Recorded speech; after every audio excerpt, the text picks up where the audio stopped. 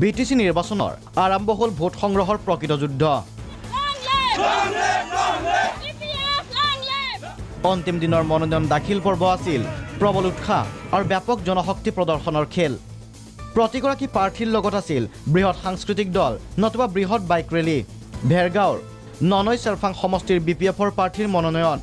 প্ৰাৰ্থী সুৰেশ তাঁতীৰ বৃহৎ ৰেলী ঘৰৰ পৰা ওলোৱাৰ সময়ত ভিৰ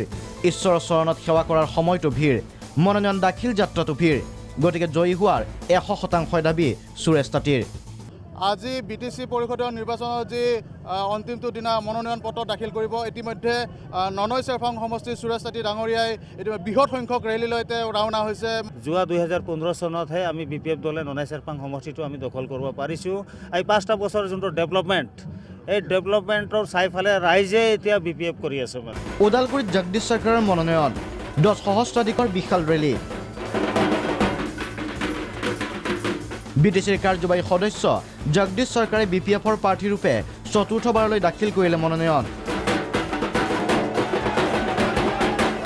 মুছলপুৰত বিপিএফৰ ফলিন্দ্ৰ বসুমতাৰীৰ মনোনয়ন বাথক পূজা কৰি বৃহৎ ৰেলী ফলিন্দ্ৰৰ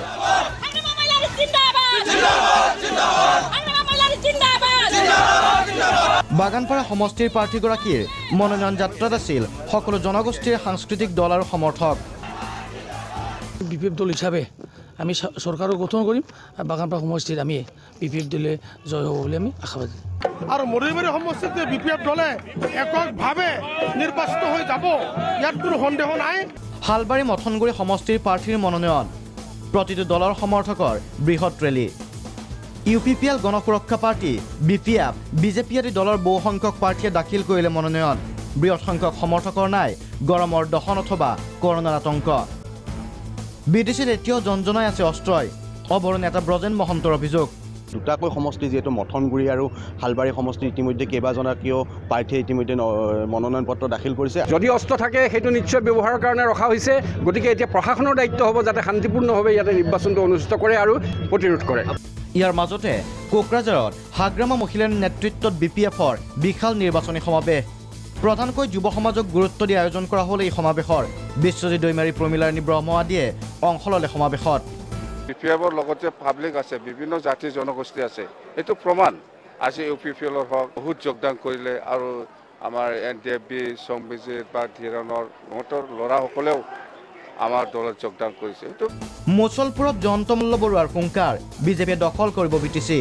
ৰাজ্য চৰকাৰ আৰু কেন্দ্ৰ চৰকাৰৰ গঠনত NDA বিপিএফ আমাৰ সহযোগী দল পৰিষদীয় নিৰ্বাচনত আমাৰ কাৰো লগত মিত্ৰতা নাই আমি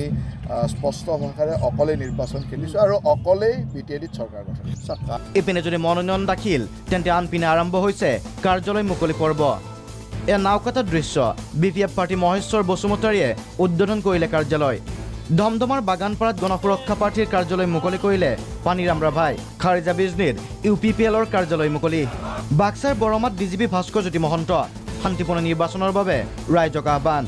বিভিন্ন দল সংগঠনেৰে মিলিত হ'ল অন্তৰংগ আলাপত ব্যুৰ ৰিপৰ্ট প্ৰাগ নিউজ